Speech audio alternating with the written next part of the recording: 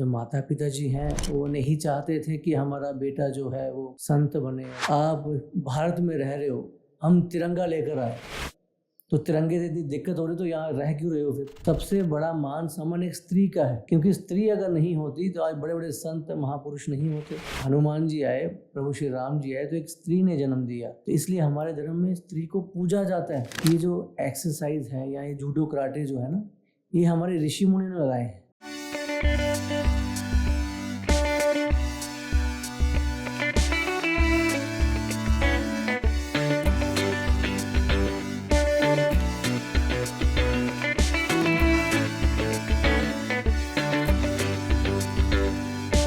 Today's episode is all about faith, devotion, and the timeless teaching of Hanumanji and Sanatan Dharma. Joining us is Sahil Maharaj Ji, a young spiritual voice inspiring thousands through his wisdom, devotion, and a message for today's generation. Jai Shri Ram Maharaj Ji. जय Shri Ram. Welcome to Dopamine High. आप कैसे हैं? हाँ बिल्कुल ठीक। महाराज जी, आपकी journey कैसे start हुई और आपने बहुत यंग एज में स्टार्ट किया था, तो ये कैसे सब हुआ? ओम नारायणं नमस्कृतं नरं चैव नरोत्तमं देवी सरस्वती व्यासं ततो जयमुद्रियेत। जय श्री राम हिंदुस्तान। सबसे पहले तो आपका बहुत बहुत धन्यवाद कि आपने अपने स्टूडियो में हमें बुलाया है, निमंत्रण दिया है, मैं आने का सौभाग्य मिला। और हमारे जीवन का सफ़र जो है वो बचपन में ही शुरू हो गया था, जब हम रेडियन हाई स्कूल जोड़िया में पढ़ते थे। और वहाँ से स्कूल जाना और वहाँ से बंक मार के मंदिर में निकल जाना और मंदिर में बैठना, सत्संग सुनना हमें ज़्यादा अच्छा लगता था। और ख़ास तौर पर श्री हनुमान वीर जी की मूर्ति के सामने बैठना और उनको निहारते रहना, ये हमारे लिए एक अद्भुत सा अनुभव हुआ करता था। तो ये सफ़र 4.5 साल की उम्र में शुरू हुआ और 4.5 वर्ष की आयु से ही हमने श्रीमद् भागवत महापुराण सप्ताह कथा करना प्रारंभ कर दी थी और तब से सफ़र चला हुआ आ रहा है। हाँ, इसमें परेशानी आई क्योंकि हमारे जो माता पिता जी हैं वो नहीं चाहते थे कि हमारा बेटा जो है वो इस दिशा में जाए, संत बने, महाराज बने, वो नहीं चाहते थे। उनका मत ये था कि हमारा बेटा ऑफिसर बने, फौज में चला जाए, लेकिन ये चीज़ें वो कहते थे कि हम लोगों को शोभा नहीं देती हैं। हाँ जी। उसका कारण एक ये भी रहा कि हम लोग क्षत्रिय कुल से हैं, तो क्षत्रिय कुल में ये सब शोभा नहीं देता है, ये सब चीज़ें थी। पर एक बार जब उनकी तरफ से हम बहुत ज़्यादा हमें कठिनाइयाँ आने लगी, तो हमने उन्हें कहा कि अगर क्षत्रिय कुल में पैदा होकर के हम भगवान का नाम नहीं ले सकते हैं, तो प्रभु श्री राम जी क्षत्रिय कुल में क्यों पैदा हुए? वह भी तो क्षत्रिय कुल में ही पैदा हुए थे। तो अगर क्षत्रिय कुल में आकर के आप भक्ति नहीं कर सकते हो तो भगवान भी क्षत्रिय कुल में कभी नहीं आते, तो ऐसा कहीं नहीं लिखा हुआ। तो फिर हमने अच्छा, ये बातें जो थी हमारे अंदर से ही निकलती थी और प्रभु श्री राम जी की, हनुमान जी की कृपा से। और जब हमने 4.5 वर्ष की आयु में भागवत कथा शुरू कर दी, हमने भागवत पढ़ी नहीं थी। अच्छा। और आज तक हमने भागवत नहीं पढ़ी है पूरी। जब मंच पर विराजमान होते हैं, व्यासपीठ पर बैठते हैं, तब कन्हैया जी की और हनुमान जी की कोई ऐसी कृपा होती है, आप कहीं से भी भागवत खोल के हमसे सवाल पूछ लीजिए, हम उसका उत्तर दे देते हैं। उसका रहस्य हमें भी नहीं पता आज तक कि ये कैसे होता है, लेकिन हाँ, ये ज़रूर हमने महसूस किया कि ये हमारे हनुमान जी की कृपा है।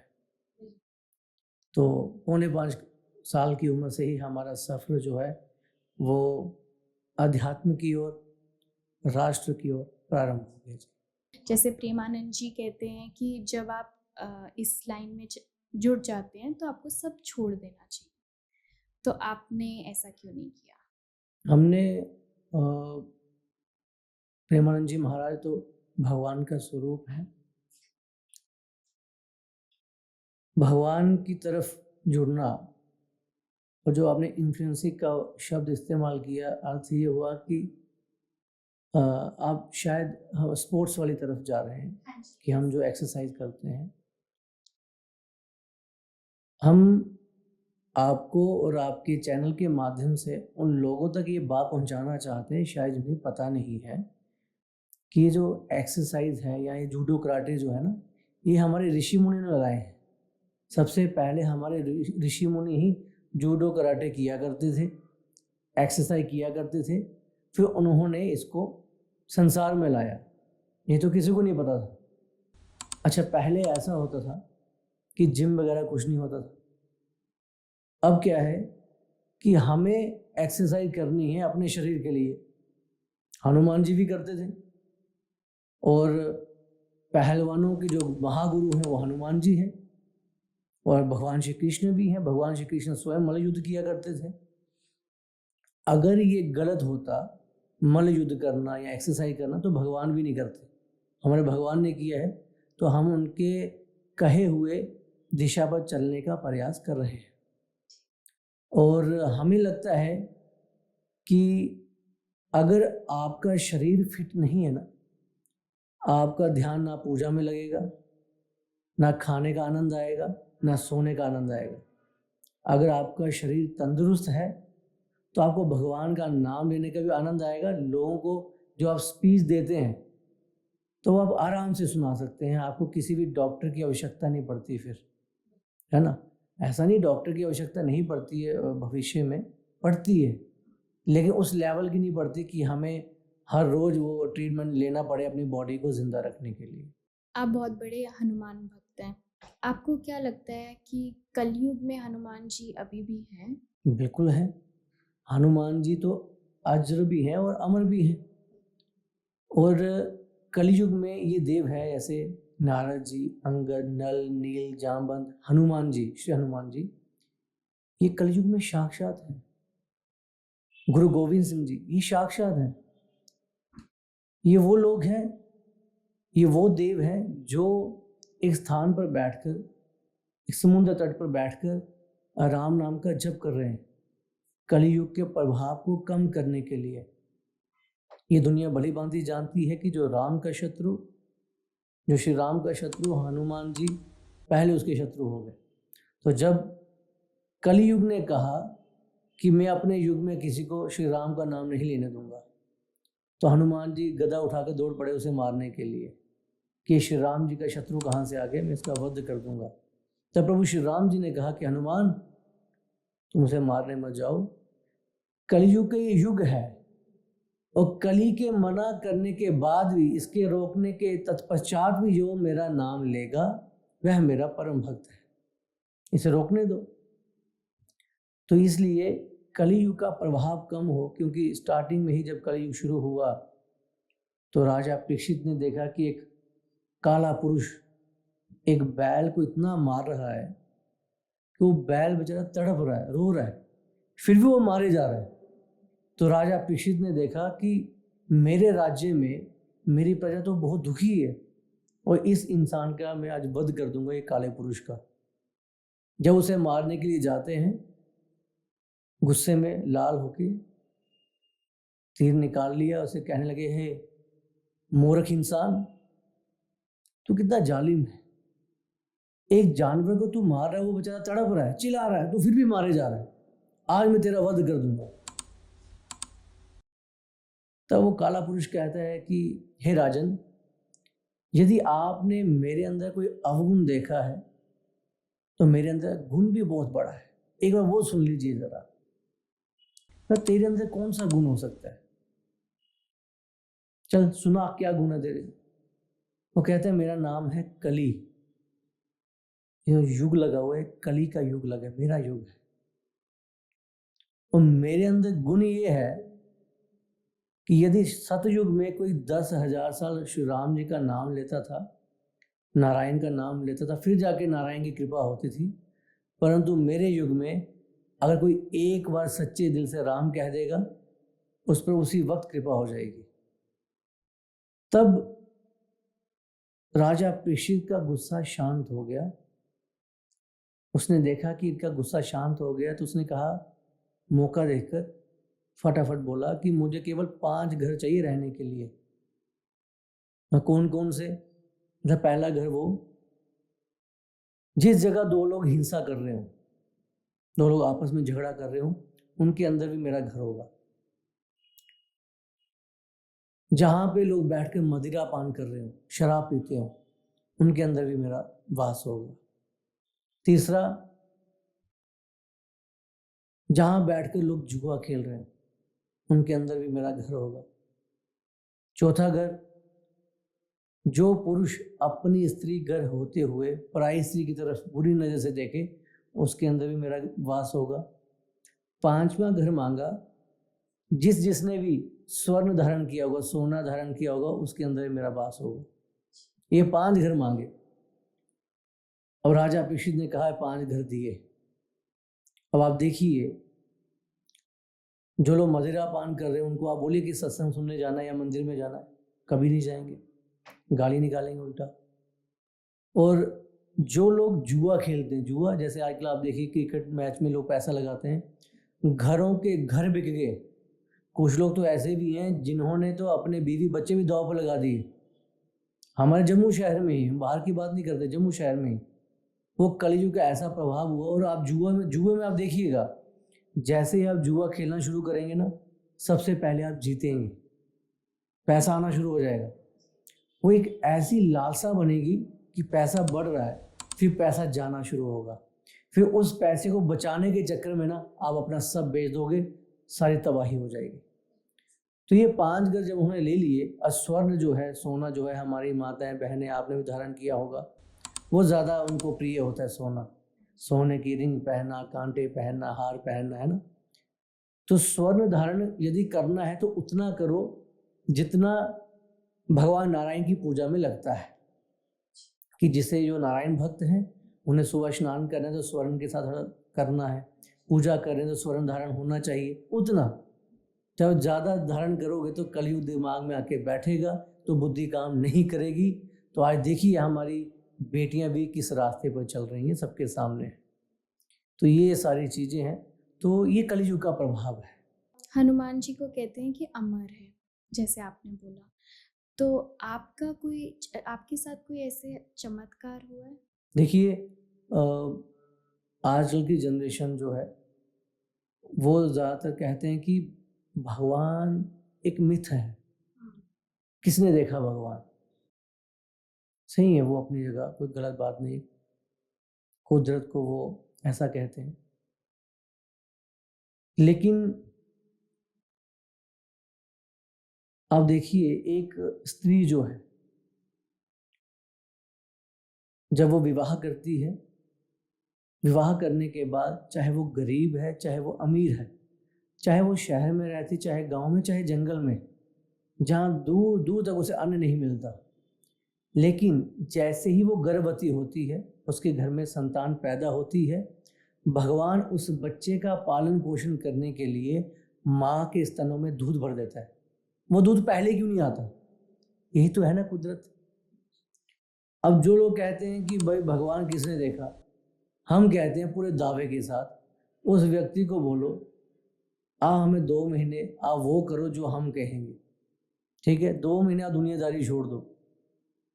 अगर 2 महीने के अंदर श्री हनुमान जी के साक्षात दर्शन नहीं होंगे ना, जो वो कहेंगे वो हम करेंगे, लेकिन 2 महीने वही करना है आपने पूरी श्रद्धा के साथ जो हम कहेंगे। आप जब तक श्रद्धा नहीं दिखाओगे, बच्चा भी जब तक रोता नहीं है ना, माँ भी दूध नहीं पिलाती है उसे, ऐसा होता है। और भगवान जी को पाने के लिए, भगवान जी को किसी चीज़ की आवश्यकता नहीं है। अब हमारे कन्हैया जी हैं, वो अपने भक्त को कभी रूठने नहीं देते। उनका भक्त रूठा तो उन्हें ऐसा लगता है कि मेरा सब कुछ चला गया। जो 3 लोग के मालिक हैं, उन्हें ऐसा लगता है कि मेरा सब कुछ जा रहा है। उन्हें धन दौलत थोड़ी चाहिए, उनको चाहिए अपने भक्त का प्यार। और अगर कोई जिद्दी भक्त हो, जैसे हमारे श्री जी को, राधा रानी जी को जिद्दी भक्त बड़े प्यारे हैं, तो ऐसी बहुत सारी कथाएं हैं भक्तों की जिसको सुनकर, भगवान श्री कृष्ण की लीलाओं को सुनकर ही इंसान की आत्मा जो है वो तृप्त हो जाती है जी।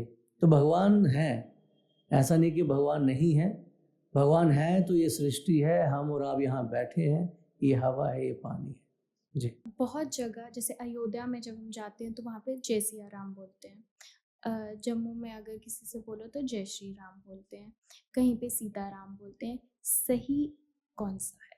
तीनों ही सही है, इसमें गलत कुछ भी नहीं है। और हम लोग बड़े खुशनसीब हैं कि हम जय श्री कृष्ण भी बोल सकते हैं, राधे राधे, जय माता दी, महादेव, हर हर महादेव, जो हमारा दिल करता है हम कहते हैं। और जय श्री राम जब पूरे जोश के साथ बोलना हो तो जय श्री राम का नारा लगा देते हैं, और जब थोड़ा सा विनम्र होकर बोलना हो तो जय सिया राम कहते हैं हमारे जो संत महंत जो है। और जब बड़े प्रेम से किसी को बोलना हो तो सीताराम करके बोल देते हैं। तो इसमें फ़र्क कुछ भी नहीं है, तीनों एक समान ही है, आप कुछ भी बोल सकते हैं। भाव। हाँ, क्योंकि श्री का अर्थ शक्ति है, तो शक्ति माँ देवी है, तो आपने जय श्री भी बोला तो माता सीता का नाम आ गया उसमें।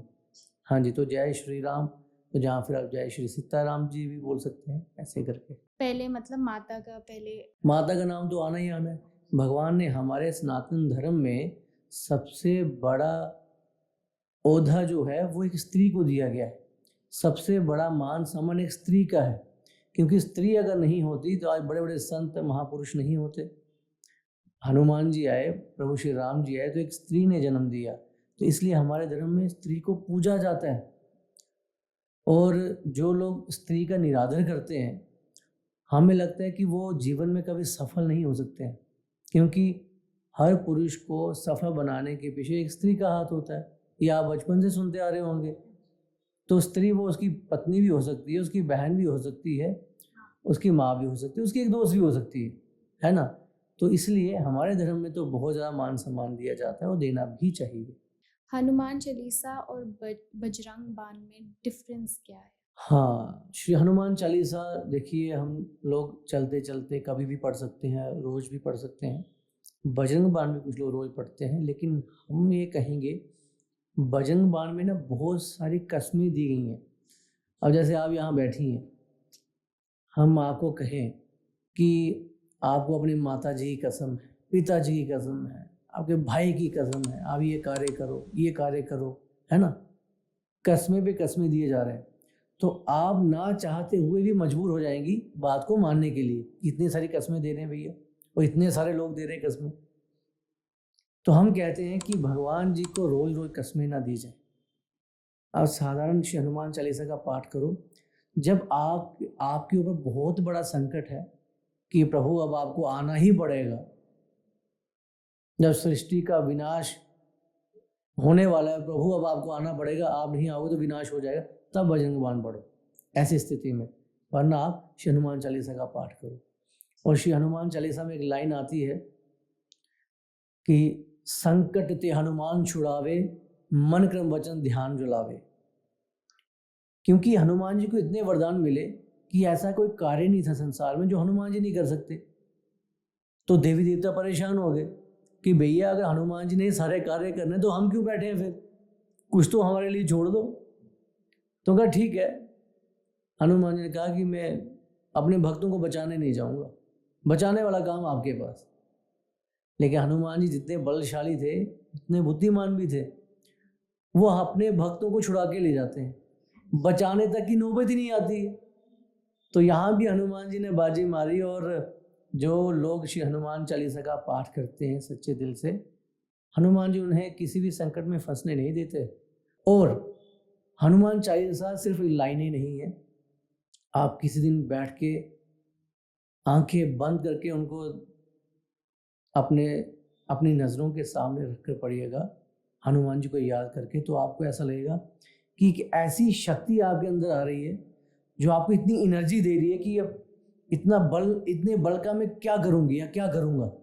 इतना बल आता है श्री हनुमान चालीसा का पाठ करने से, आपके रोंगटे खड़े हो जाते हैं। हमारे तो अभी भी खड़े हो रहे हैं, सिर्फ नाम लेने से ही, क्योंकि हनुमान जी एक ऐसे देव हैं जिनके पास इतना बल होने के बावजूद, अगर आपको कुछ सीखना है ना, कहते हैं अगर आपको मोटिवेट होना तो हनुमान जी की कहानियाँ पढ़ना शुरू कर दो आप। जहाँ लोगों के पास थोड़ा सा पैसा आता है ना, तो लोगों को लगता है कि भाई पता नहीं वो क्या हो गए, है ना। लेकिन हनुमान जी यहाँ पे कुछ मंत्री बने अभी ना, हमारे जम्मू कश्मीर में कुछ अभी मंत्री बने हैं। तो हमारे यहाँ डोगरी में कहते हैं ना, बांद्रा तो उस तरह शंघाई लगा ना कान कटना, वैसा ही हो गया कि नए नए मंत्री बने, उनको लग रहा है कि सृष्टि के रचनाकार ही वही हैं। श्री हनुमान जी के पास इतना बल था, इतनी बुद्धि, इतनी विद्याएं थी, अष्ट सिद्धि और नवनिधि के दाता थे। फिर भी जब उनका युद्ध होता था, किसी राक्षस के पास जाते थे, तो पहले विनम्र होकर के हाथ जोड़कर उससे प्रार्थना करते थे। नहीं तो उनको क्या ज़रूरत है प्रार्थना करने की, वो प्रार्थना करते थे कि भगवान मैं इस कार्य के लिए आया हूँ, तो आप यहाँ से हट जाओ। क्योंकि हनुमान जी ये भी जानते थे कि ये भी किसी का सेवक है, तो सेवक का बड़ा मान सम्मान करते थे। चाहे वो किसी भी ऑर्गेनाइजेशन का है, सेवक तो सेवक ही है। प्रार्थना करते थे, यदि वो ना माने फिर उसे अपना बल दिखाते थे विशाल स्वरूप करके कि भाई देख मेरे अंदर इतना बल भी है, मैं तुझे मार भी सकता हूँ। मारते नहीं थे, मार भी सकता हूँ, डराते थे। फिर भी यदि वो ना डरे, ना माने, क्योंकि वो राम काज के लिए आए हैं, उनको पूरा करना है, फिर वो उससे युद्ध करते थे और युद्ध जीतते थे। तो अगर कुछ सीखना है तो हनुमान जी से सीखो, जिनके पास इतना कुछ होने के बाद रावण को ललकार दिया। हनुमान जी चाहते तो रावण को अकेले ही मार सकते थे, लेकिन भगवान राम जी ने लीला करनी थी। उसके बावजूद भी जितने भी वहाँ पर जितनी भी वानर सेना थी, सबको प्रणाम करना, सबको एक समान देखना और समझना, ये बहुत बड़ी बात है हनुमान जी और है। ट्यूसडे का डे ही क्यों हम हनुमान जी से एसोसिएट करते हैं? तो जब हनुमान जी माता सीता को बुलाने के लिए गए, तो उन्होंने देखा कि माता सीता अपनी मांग में सिंदूर भर रही है। तो उन्होंने पूछा कि माँ आप ये अपनी मांग में क्या लगा रहे हैं? तो उन्होंने कहा कि मैं अपनी मांग में सिंदूर भर रही हूँ, इससे प्रभु श्री राम जी की आयु लंबी होती है, प्रभु बड़े प्रसन्न होते हैं।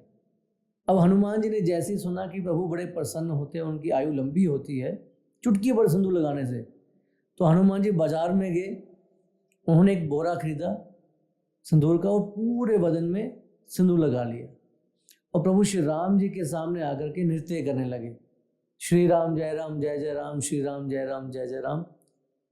और पहले तो प्रभु श्री राम जी ने पहचाना नहीं कि कौन भक्त है। जब उनकी पूंछ देखी तो ज्ञात हुई तो हनुमान जी है। तो पूछा श्री राम जी ने कि हनुमान जी ये कौन सी लीला है? तो कहते प्रभु पहले प्रसन्न हो जाइए, फिर श्री राम जय जय राम करके नृत्य करने लगे। जब देखा कि प्रभु श्री राम जी तो प्रसन्न नहीं हुए और माता सीता मंद ही मंद मुस्कुरा रही है, वो तो समझ गई थी कि हनुमान जी ने ऐसा क्यों किया। तब हनुमान जी बोलते हैं कि माँ आपने तो कहा था कि चुटकी भर सिंदूर लगाने से प्रभु बड़े प्रसन्न हो जाते हैं, मैंने तो अपने पूरे शरीर में सिंदूर लगा लिए, लेकिन प्रभु कहीं से प्रसन्न नजर नहीं आ रहे। तब प्रभु श्री राम जी उठते हैं और हनुमान जी को अपने हृदय से लगाते हैं जोर से और कहते हैं हनुमान मैं तुम पर केवल प्रसन्न नहीं हूँ, मैं सदैव तुम्हारे साथ हूँ और मैं तुम्हें वरदान देता हूँ कि जो भी मंगलवार को तुम्हें सिंदूर लगाएगा उस पर हम दोनों की कृपा होगी, क्योंकि उस दिन मंगलवार था। तब से श्री राम जी के भक्त और हनुमान जी के भक्त वो मंगलवार को श्री हनुमान जी को सिंदूर लगाते हैं जी। रामायण में 7 कांड थे और उनमें से एक सुंदरकांड। सुंदरकांड सबसे ज्यादा महिमा सुंदरकांड में, ऐसा क्यों? वो इसलिए क्योंकि सुंदरकांड में एक तरफ से पूरी रामायण आ जाती है, क्योंकि जो लोग रामायण पढ़ना चाहते हैं कि श्री रामायण जी को पढ़ना है परंतु समय नहीं मिल पा रहा है, या अपने घर में रामायण पाठ करवाना चाहते हैं पर इतना समय नहीं है, लेकिन सुंदरकांड करवाने से जो 2.5-3 घंटे में हो जाता है, जितना फल पूरे रामायण से मिलता है उतना ही फल सुंदरकांड जी से मिलता है। और सुंदरकांड प्रभु का सबसे ज़्यादा प्रिय है और उनके भक्त जो है, अगर प्रभु श्री राम जी को आपने प्रसन्न करना है, श्री हनुमान जी को प्रसन्न करना चाहते हैं, उनसे यदि आप प्रेम करते हैं तो आप सुंदरकांड जी का पाठ करें और सुंदरकांड का पाठ घर में करवाएं। जो भक्त उनसे प्रेम करते हैं वो सुंदरकांड जी का पाठ करवाते हैं। भगवत गीता हमारे जीवन में क्या चेंज लाती है? देखिए, भागवत गीता जो है, जैसे आप एक रेस्टोरेंट में जाते हैं खाना खाने के लिए, तो आपने क्या खाना है तो आप उसका मेन्यू चेक करते हैं, जो आपको पसंद है वो खाते हैं। वैसे ही भागवत गीता में हमारे जीवन का मेन्यू लिखा हुआ है कि हमें अपने जीवन को किस प्रकार जीना है। वो जीना सिखाती है कि जीने का सही उद्देश्य क्या है, वो कैसे जीना चाहिए। इसलिए हम बार बार कहते हैं कि घरों में हमें अपने बच्चों को भागवत गीता पढ़ानी चाहिए। हालांकि ये स्कूल में भी शुरू होनी चाहिए गीता पढ़ाना, कुछ ही समय में शुरू भी हो जाएगी, ऐसी बात नहीं है, प्रस्ताव रखे गए हैं। और जब तक नहीं शुरू होती है अपने घरों में रखें और अपने घरों में पहले स्वयं पढ़ें, फिर आपके बच्चे सुनेंगे, फिर आपके बच्चे जो है आपको देखकर वो भी पढ़ना शुरू करेंगे, जिसमें हमने अपने जीवन में कैसे जीना है, माता पिता की कैसे सेवा करनी है, माता पिता हमारे लिए क्या है। अब हम एक छोटा सा तर्क बताते हैं। जब भगवान श्री कृष्ण मथुरा जाने लगे थे तो माँ यशोदा उनको रोक रही थी, मैया यशोदा। तो भगवान श्री कृष्ण ने कहा कि मैया मेरा जाना बहुत ज़रूरी है, और हड़बड़ाहट में उनसे एक शब्द निकल गया कि माँ, जो मेरे माता पिता जिन्होंने मुझे जन्म दिया है वो उनका कर्ज है मुझ पर, उन्होंने मुझे जन्म दिया वो, और वो एक काल कोठरी के अंदर बंद है, मुझे उनको वहाँ से मुक्त करवाना है। तब मैया यशोदा और ज़्यादा इमोशनल हो जाती हैं और कहती हैं कि कन्हैया, मैंने तुझे जन्म नहीं दिया इसलिए तू मुझे छोड़कर जा रहा है ना, क्या मैं तेरी माँ नहीं? तब भगवान श्री कृष्ण कहते हैं कि मैया नहीं, ऐसी बात नहीं है। वो मेरे माता पिता जिन्होंने मुझे जन्म दिया, जब उन्हें मैं काल कोठरी से मुक्त करवाऊंगा तो उनका जन्म देने का एहसान वहीं खत्म हो जाएगा। परंतु माँ, आपने तो मेरा पालन पोषण किया है, आपका एहसान तो मैं युगों युगों तक नहीं खत्म कर सकता। तो यहाँ भगवान श्री कृष्ण जी ने ये समझाया कि जो आपके माता पिता हैं उन्होंने आपको जन्म भी दिया, आपका पालन पोषण भी किया, फिर उनका कर्ज कैसे उतार सकते हो आप, है ना। तो जब आप अपने बच्चों को घर में गीता पढ़ाएंगे ना, तो उनको समझ आएगा कि माता पिता का स्थान कहाँ होता है। आपका कोई फेवरेट श्लोक हो गीता में से जो आप बताना चाहें? गीता का एक सार है बहुत प्यारा, जो हम अक्सर लोगों को सुनाते हैं, क्योंकि आज के समय में लोगों का एक सवाल है कि हम भगवान की इतनी भक्ति करते हैं, इतना नाम लेते हैं, फिर भी ये सारे कष्ट हमें क्यों? जो भगवान का नाम नहीं लेता वो तो बड़ा सुखी है। तो यहाँ पर एक बार अर्जुन भगवान श्री कृष्ण से पूछते हैं कि हे कृष्ण, जब आप अपने भक्तों पर अपनी कृपा करते हैं तो उसके लक्षण क्या होते हैं, अर्थात आपके भक्तों को किस प्रकार पता चलेगा कि अब आप अपनी कृपा उन पर कर रहे हैं। तब भगवान श्री कृष्ण मुस्कुराते हुए कहते हैं, हे पार्थ, हे अर्जुन, जब मैं अपने भक्तों पर अपनी कृपा करता हूँ ना, तो सबसे पहला लक्षण ये होता है, मैं उससे धन खींच लेता हूँ, उसके पास पैसा नहीं रहने देता। फिर भी यदि वो मेरा नाम लेना ना छोड़े, फिर मैं उसकी इज्जत खींच लेता हूँ। जहाँ भी वो जाता है बेइज्जत होता है, लोग उसके बारे में बुरी बुरी बातें करते हैं, उसे गाली निकालते हैं, पीठ पीछे भी उसकी बुराई करते हैं।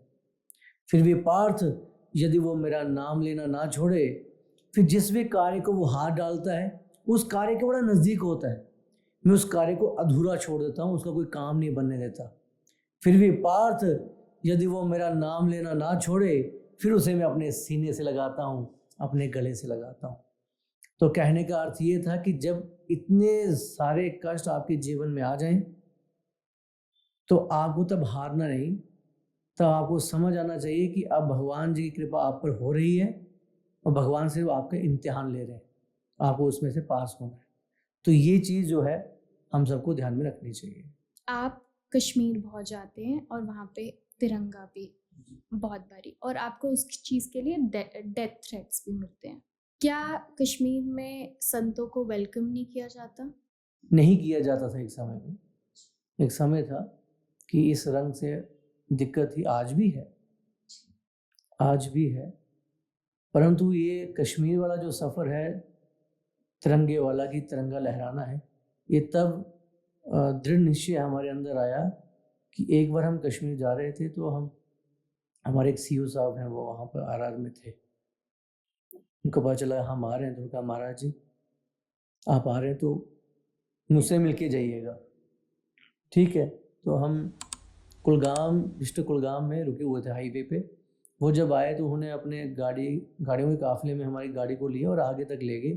फिर उतरे हुए कहा कि महाराज जी जिस ज़िला में आप खड़े थे ना, कुलगाम, ये बहुत ही संवेदनशील क्षेत्र है, ख़तरनाक एरिया है, तो इस रंग को यहाँ पसंद नहीं करते हैं, तो गलती से यहाँ पे कभी खड़े मत होना, और लिंक रोड पर तो कभी जाना ही मत, सोचना ही मत। हमने कहा ठीक है। तो ये बात हमारे दिल को लगी कि हम अपने भारत में रह के यहाँ अच्छे से घूम नहीं सकते। और फिर पुलवामा अटैक, सीआरपीएफ के जवानों का शहीद होना, वो एक बहुत दर्दनाक था पूरे देश के लिए। उसी तरह से हमारे लिए बहुत ज़्यादा दुखदायक ये बात थी, घटना थी। हमने अपने लोगों को कहा कि भैया एक लिस्ट बनाओ, जिन जिन क्षेत्रों में कभी तिरंगा नहीं लहराया गया, हम जाएंगे वहाँ तिरंगा लहराने। तो लिस्ट में पहला नाम आया कुलगाम का, दूसरा आया पुलवामा का। तो हमने कहा इस बार पहले पुलवामा ही चलते हैं। तो पुलवामा में जब हमने वहाँ पे कंसर्न डीसी को लिखा कि हम यहाँ तिरंगा लहराना चाहते हैं, तो डीसी साहब ने परमिशन नहीं दी कि आपके आने से यहाँ पे माहौल ख़राब हो सकता है, तो परमिशन नहीं दे सकते आप। फिर उनको हमारी बात हुई, उन्होंने कहा हमसे गलती हो गई परमिशन मांगकर, क्योंकि अपने देश का तिरंगा लहराने के लिए परमिशन की ज़रूरत थोड़ी है, हम आ रहे हैं बस। तो माननीय रक्षा मंत्री जी से भी हमारी बात हुई, तो रक्षा मंत्री जी ने वहाँ पे बात की, तो वहाँ से एक आर्मी ऑफिसर ने उनको कहा कि सर यहाँ पे सिर्फ कहते हैं आने के लिए, सिर्फ ब्रेकिंग न्यूज़ के लिए, मीडिया के लिए, लेकिन आता कोई नहीं है, क्योंकि जो आएगा उसे गोली बजेगी, वो तिरंगा लहराने आएगा। और ऊपर से ये भगवादारी, दूर से देखेंगे भगवादारी आ रहा है, तो आप सर निश्चिंत रहें।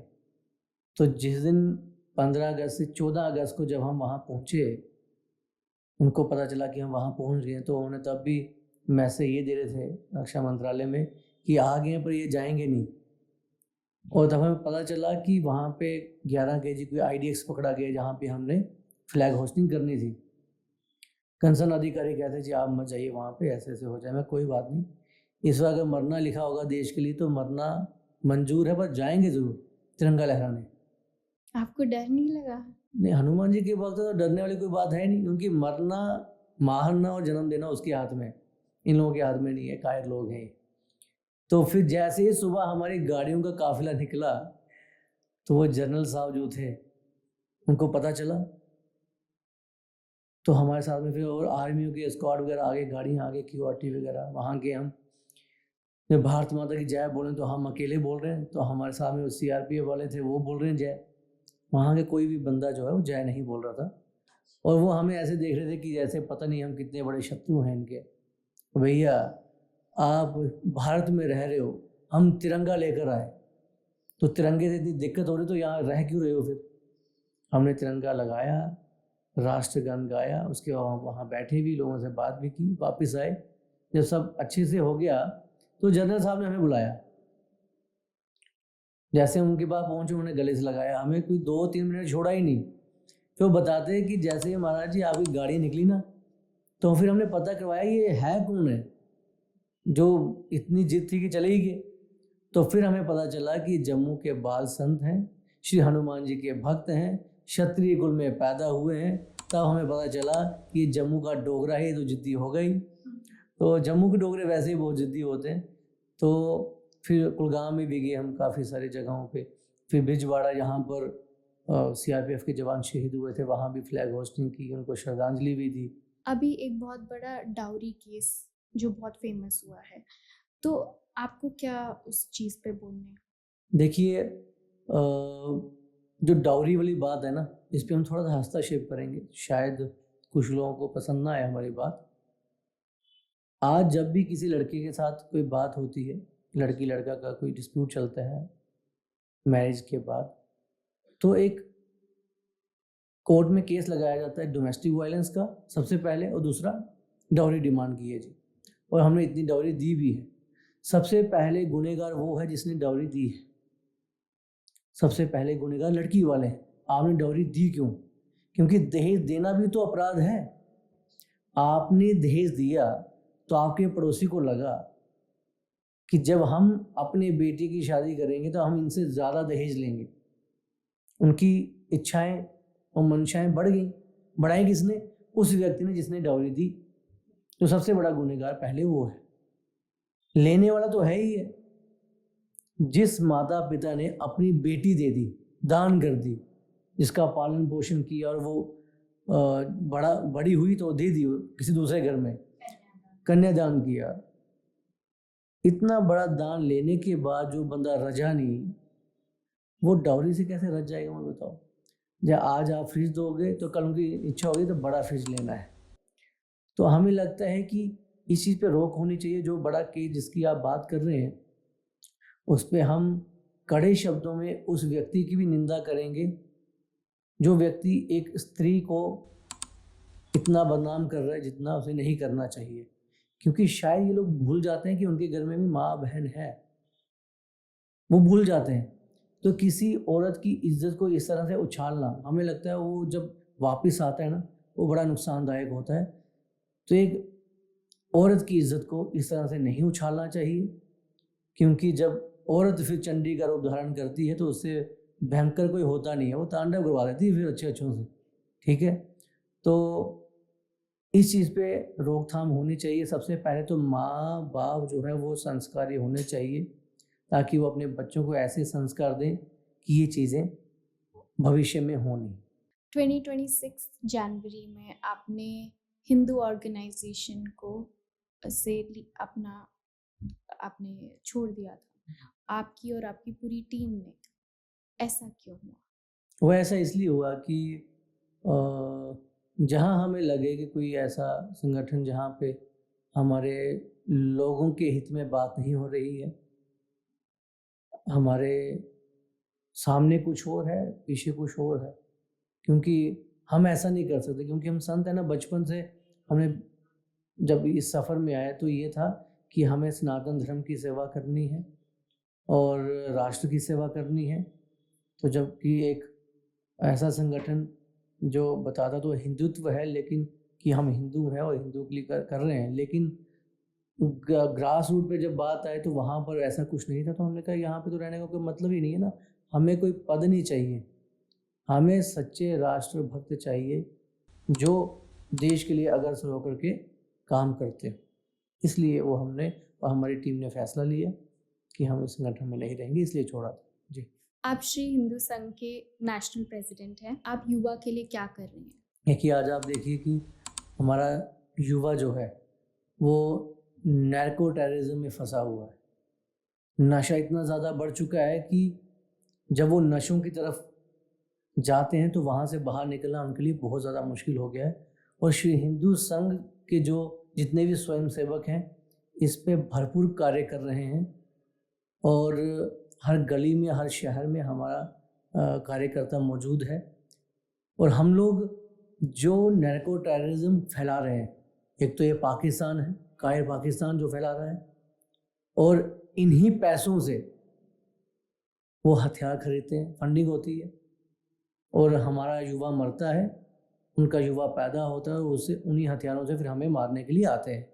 इसकी रोकथाम के लिए श्री हिंदू संघ अग्रसर होकर कार्य कर रहा है कि किस प्रकार इसे रोका जाए। ये एक संगठन का काम नहीं, सभी धार्मिक संगठनों का काम है, जितने भी पॉलिटिकल संगठन हैं उनका काम है, जितनी भी एजेंसीज हैं गवर्नमेंट ऑफ इंडिया की उनका काम है, और साथ में माँ बाप सभी मिलकर, भाई बंधु हम सब मिलकर यदि काम करेंगे तो इस पे हम रोकथाम कर सकते हैं।